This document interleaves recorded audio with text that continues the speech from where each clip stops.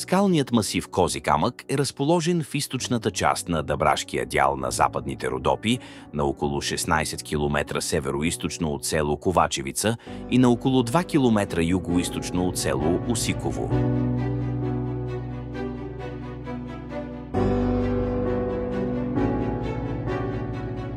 Представлява величествена пирамидална скала с височина над 100 метра, която стърчи високо над околния терен. Скалата има няколко равни площадки, които са били използвани за светилище през ранната желязна епоха.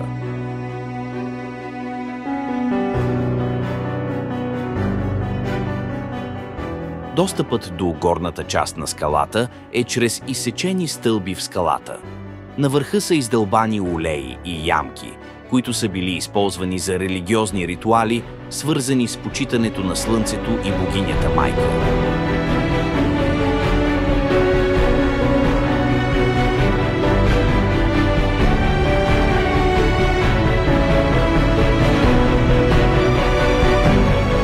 В района на скалното светилище са открити множество фрагменти от съдове, каменни брадви и други артефакти, които свидетелстват за човешката дейност тук през древността.